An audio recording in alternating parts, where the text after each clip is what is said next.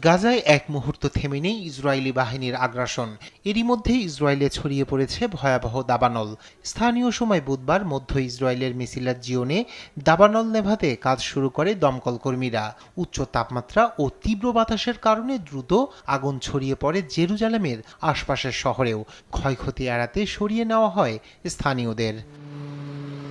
দাবানলের কারণে বেশ কিছু মহাসড়ক বন্ধ করে দিয়েছে পুলিশ। রাস্তা আটকে দিয়ে যাত্রী ও চালকদের নিরাপদ স্থানে সরিয়ে নেওয়ার নির্দেশ দিয়েছেন পুলিশ প্রধান।